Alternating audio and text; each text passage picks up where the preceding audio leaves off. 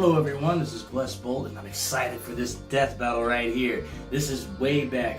These two characters from these games from way back early 2010, or a little bit before. I think Infamous 1 came out in 2009, and Infamous 2, one of my favorite series of all time when it comes to video games, man. Cole Macgrath was such a great character, man. I love that guy, man. Especially if you choose the right path with him. And Alex Mercer prototype, I played that as well. I didn't really finish the first one, but I did play the second one because I was like, yo, we finally got like a black superhero, let's go. It's like, so that's why I ended up playing prototype, because I saw prototype 2. So now I guess we're going to go back to the past to 2009 and see which MC of their respective games prototype Alex Mercer versus the infamous Cole Macgrath.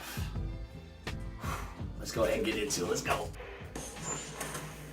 Alright, straight into it. Cole Macgrath, the patron saint of Infamous.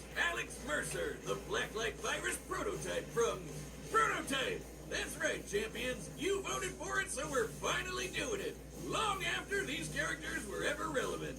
Oh, hey, look what I found in the trash. An old script we wrote for this very matchup way back in 2013. Wait, we haven't emptied our trash in 10 years? He's whiz. Dude, we have trash, I haven't touched And it. it's our job to analyze their weapons, armor, and skills to find out who would win a death battle. Woo, it's 3v2, okay. With great power comes great responsibility. Tobey Maguire's not the only superhero who's had to learn that lesson. Cole Macgrath was just your average delivery boy in Empire City, until one day he opened a package that exploded in his face. This was the Ray Sphere, a device that, upon erupting, destroyed much of the city and tore through Cole at the atomic level, killing him instantly. Nah, actually, he scooped up some true. superpowers. Cool, zippity-zappity superpowers. Yep. Cole's story More changes based on specifically, your Cole decisions. became a conduit, one of many beings who were granted supernatural abilities from the Ray Sphere explosion. Which also turned Empire City into a godforsaken hellscape. This world needed a hero, or at least an anti-hero willing to clean up the mess he sorta technically made. Cole put his powers to the test, battling rogue superpowered conduits, including the mastermind behind the blast, Kessler. Let's be real, none of Cole's powers are as sick nasty as his parkour skills, but his ability to manipulate electricity is pretty sweet too. Cole controls electromagnetic energy. Not only can he generate a smorgasbord of powerful lightning attacks, he can also manipulate thermal, kinetic, and gravitational energies. Electromagnetism is pretty broad, after all. This includes his radar pulse, which detects the bioelectricity inside organisms even if they're hidden or transformed. And for good measure, he got to add some ice powers to his kit. He can throw ice grenades, shoot ice spikes, and let out some epic ice farts. He can levitate like Electric Iron Man, grind on rails like Shadow the Hedgehog, read your mind like Goku's muffin button, charge up with extra karmic energy, also like Shadow the Hedgehog, and generate force fields like Shadow the Hedgehog. But these aren't just force fields. They literally convert any matter they touch into energy that Cole absorbs. That's insane. How's that? Are you familiar with a little equation called E equals mc squared? No.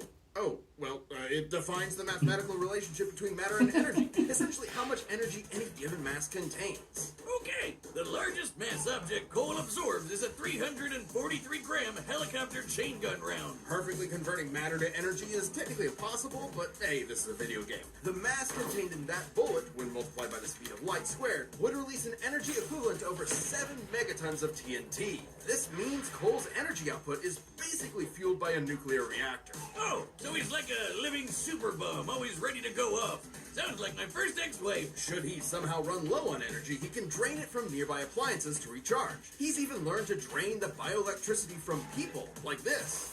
Yikes. Cole can focus his electricity through his amp, a giant tuning fork which lets him ring around the Rosie to death. Or he can just make lightsabers out of his hands. That's cool too. And because he follows Pokemon rules, Cole's extra resistant to electric attacks. With these powers, Cole chewed through Kessler's forces, including Sasha, whose black tar powers could infect and control minds. And he eventually faced down that son of a himself and pwned his despite Kessler having his exact same powers. Coincidence? Turns out the architect of Cole's misery was himself from an alternate future timeline.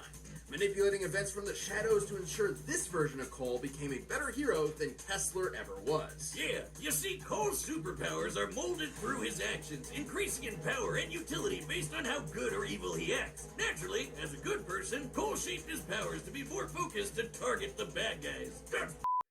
Evil Cole is way more awesome, sus. He blows everything up. Collateral damage? Who cares? He can control fire.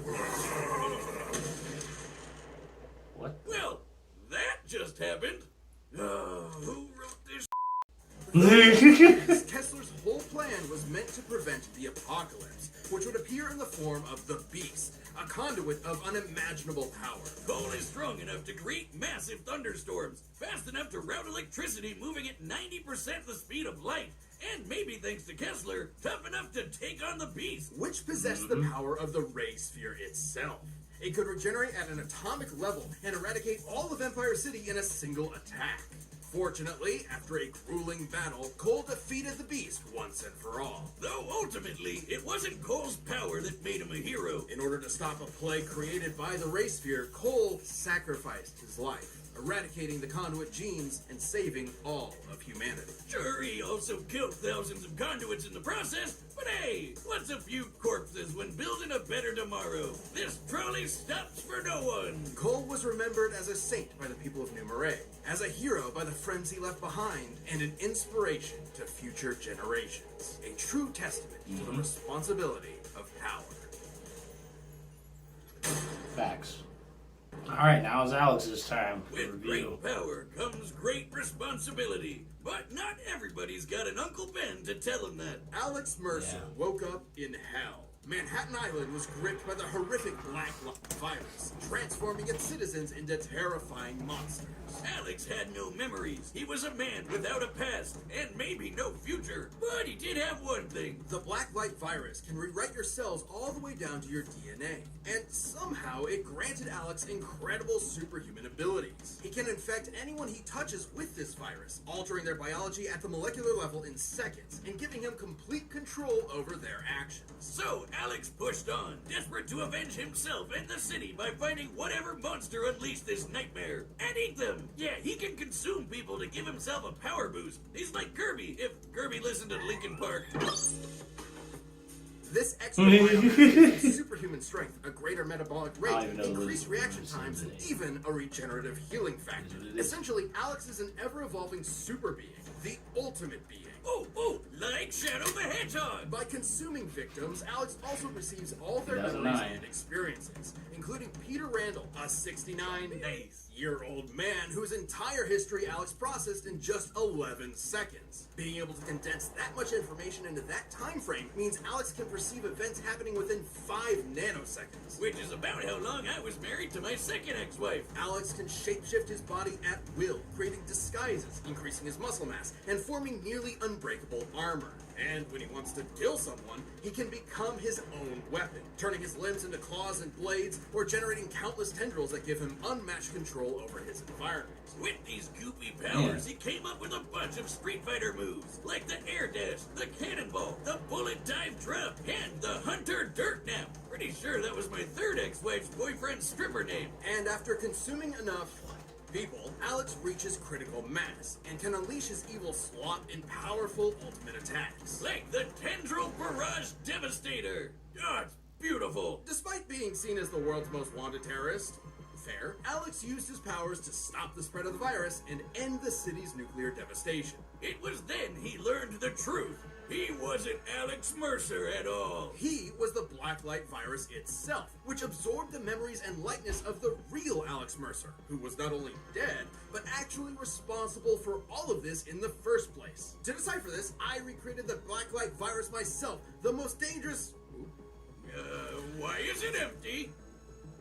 He's right behind me, isn't he? So the man Alex was hunting the whole time was himself. Dun dun dun. That's right, Boomstick. Turns out Dr. Alex Mercer helped create the Blacklight virus, and when things didn't work out and he was about to die, he recklessly unleashed it upon the city. What a petty SOB.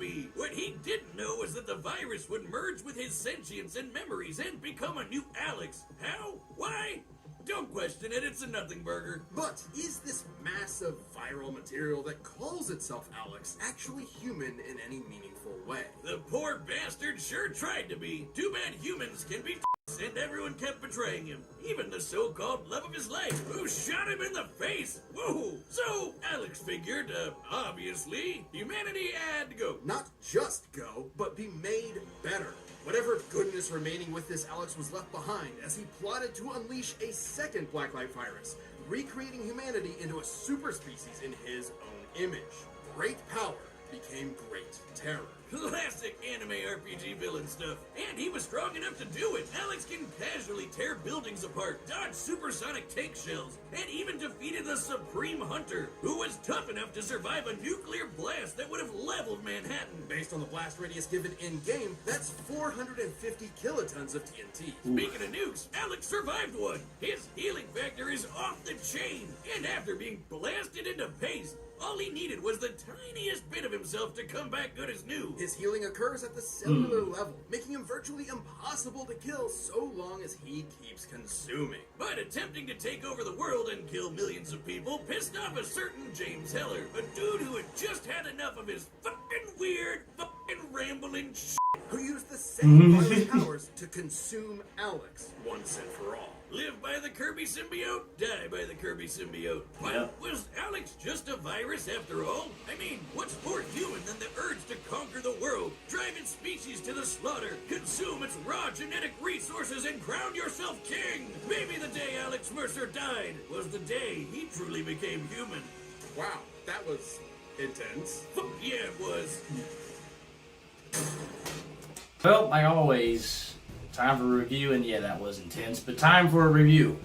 All I can say is, since for Cole's power, since he can rival the Beast in the race sphere's powers, when it went off, it can affect the whole Earth, all conduits, and all normal humans. So Alex can survive a blast from leveling city attacks, which is good, but it doesn't compare to the power of the race sphere. So it just depends if Cole has enough power to end this, and he should. So Cole's going to be too powerful for Alex and to survive any attacks from him. So I think I'm going to give this to Cole. I'm not trying to be biased. I'm going to give it to Cole. Let's find out. All right. All right, the combatants are set. Let's end this. Let's see who's going to win. It's time. The hero of New Marais? Woo! Or the Black Virus, Alex Mercer. Let's see. Oh, snap. Well.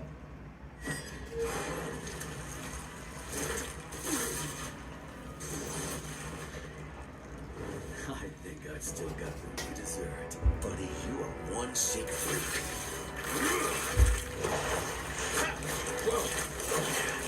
Yeah, get okay, Cole!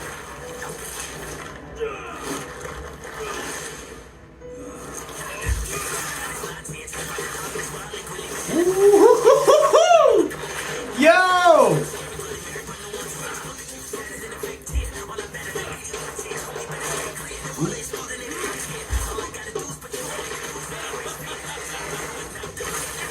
Yeah, gotta move.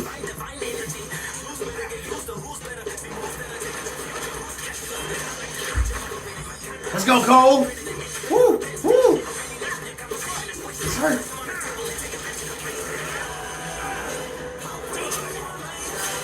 Ooh.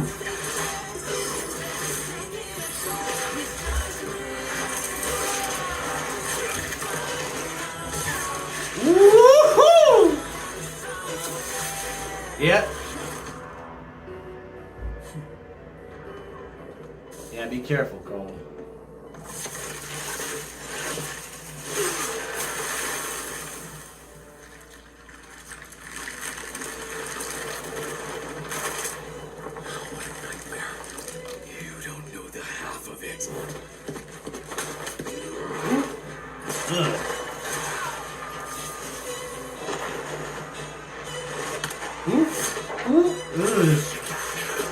Alex is really versatile. Same with Cole. Woo-hoo-hoo!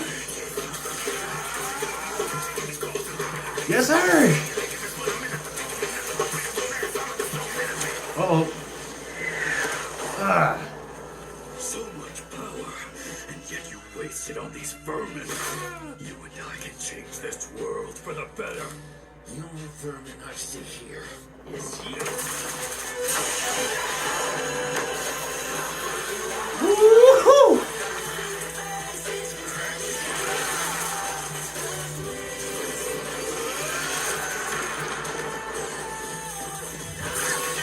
Come on, Cole. God.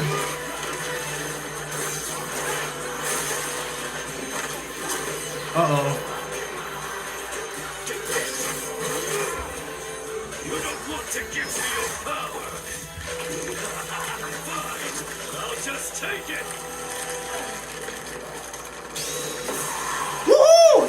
Come on, Cole. Good idea. Woo-hoo! This world sure isn't perfect, but it's a lot better without you in it, asshole. Yes, sir! Woo! That's my boy. That's my hero. To the trash. I had to hear someone say awesome sauce. Both opponents were incredibly sauce versatile indeed. and deadly, and both could match each other's powers blow for blow. They could each create weapons, amplify their strength, and fight at range. But could Cole survive Alex's infection? Well, Alex would usually need to weaken an opponent to get that trick to work. Even then, the Ray Sphere incident that created Cole's powers in the first place ripped apart everyone else down to the atomic level. And the Beast's attacks were capable of the same thing. Considering the Blacklight virus only works down to molecular DNA, it's reasonable to say Cole would be able to resist it. Sure, Alex could have potentially consumed Cole's biomass to give himself an edge, but Cole could just do the same thing to Alex, absorbing his bioelectricity to power himself back up. But nothing could challenge the gap in power. Like I else said. alive could simply not match Cole's force fields, and especially not the power of the Beast. The blast the Beast created actually had a much wider radius than the one the Supreme Hunter could survive. To compete with these foes, this means Cole was simply far more powerful than Alex. Speaking of the Beast, Exactly. Cole's ability to disintegrate it at the atomic level meant that even Alex's crazy molecular regeneration couldn't stand up to Cole's might. Just like how Cole could overpower Kessler despite his resistance to electricity, or how he resisted Sasha's mind control powers, which were Right. eerily similar to the Blacklight virus. But I bet you're wondering, what if Alex fought evil Cole instead? Oh, he would- It'd be even worse, because that Cole took the Beast's power for himself. Facts. That's good night for Angry Virus Boy. Alex was a versatile, deadly opponent, but Cole's counters, speed, and raw power gave him the edge. Alex got the Cole shoulder, just like this stupid script. The winner is Cole Macgrath. That's my boy. I think about that. Who? Frieza? Frieza? Yo! Megatron? Oh, well. Alright, well, at least it ain't nobody from the Archie Sonic comics series. Then fine. Alright, that's fair. That's fair, I guess. Well, that was a cool fight. The animation was clean, and I was like, uh-oh, is he... But I'm like, wait, Cole's too powerful. I'm like, is that gonna work? And I'm like, nah. Cole can do the same thing to you, Alex. Absorbed him and then boom, bam, boom. Proved himself, and then what came Alex. Making good triumph over evil once again. That's my boy. That's my boy right there. I love Cole Macgrath. Man, makes me want to play Infamous all over again. Man. Well, put a comment down below if you want me to stream it. I might just play Infamous 1 to 2 and do something cool and unique with it while I'm doing that. Also, so now this death battle that's coming up next. Oh yeah, Alex Mercer was pretty merciful. I mean, well, merciless, but he got hit with that cold front. He didn't stand a chance. So now the next death battle, Frieza versus Megatron. Well, like I just said, better to face somebody from Transformers than than somebody from the Archie comic series, because Archie characters from Sonic is broken. More broken than DBZ. And if you don't believe me, check out Sonic versus Wally West and Silver the Hedgehog versus Trunks. So like, go ahead and check that out if you want to. I'll put a link down below for those two battles. But yeah, I don't know how broken the Transformer people are, but against Frieza? Oh. And I guess spoilers ahead. I put a timestamp for you can skip ahead.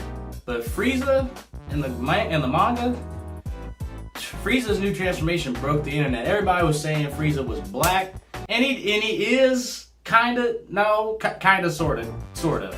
He changes, yeah, like a Super Saiyan where they can change their hair color. He changed his skin tone to where he went from golden Frieza to black Frieza.